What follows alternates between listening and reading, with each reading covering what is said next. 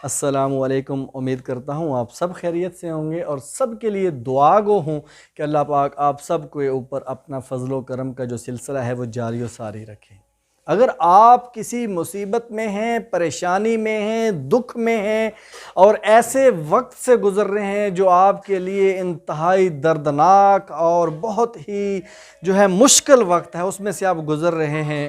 تو کوشش کیجئے کہ آپ گزرتے رہیے، چلتے رہیے۔ اگر آپ رک جائیں گے تو وہ جو چیزیں، جو مصیبت ہے، جو مشکل ہے، جو آپ کو درد ہے، جو تکلیف ہے، وہ مزید بڑھ جائے گا۔ ایک اگر آگ جل رہی ہے، شعلے اس کے جو ہیں وہ اوپر کو آ رہے ہیں اور آپ ان شعلوں سے گزر کر آگے اگر چلے جائیں گے تو آپ وہ جتنا عرصہ، جتنا وقت اس آگ میں سے گزریں گے، صرف وہی تکلیف ہوگی۔ جب آگ میں سے گزر جائیں گے، یعنی کہ مصیبت میں سے گزر جائیں گے، تو آگے جا کے آپ کو آسانیاں، خوشیاں اور جو ہے وہ آرام ملے گا۔ لیکن اگر آپ وہاں پہ رک جائیں گے، کھڑے ہو جائیں گے اور رونا دھونا شروع ہو جائیں گے، مایوسی کی طرف چلے جائیں گے، تو وہ درد، وہ تکلیف آپ کے لیے زیادہ بڑھ جائے گی۔ اسی طرح آپ دیکھیں، ایک ٹنل سے آپ گزرتے ہیں، غار سے گزرتے ہیں،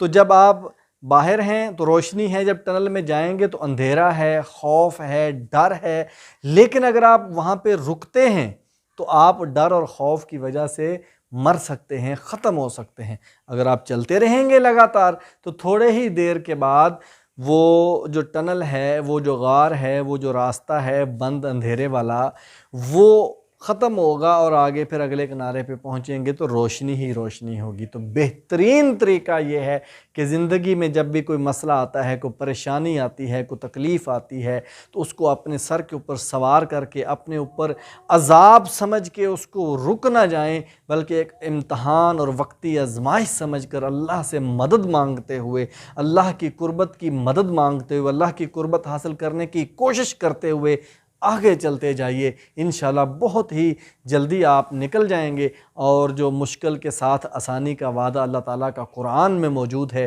وہ بھی پورا ہوتا ہوا آپ کو نظر آئے گا، اور مشکل کے بعد پھر آپ کو آسانی بھی ملے گی، اندھیرے کے بعد آپ کو روشنی بھی ملے گی، اور جو آپ بے حال ہیں، بے کس ہیں، اس کے بعد آپ کو اپنی مدد ہوتی ہوئی بھی نظر آئے گی۔ اللہ تعالیٰ آپ سب کو، ہم سب کو اپنے حفظ و امان میں رکھتے ہوئے آسانیوں اور خوشیوں والی زندگی عطا فرمائے۔ Thank you very much.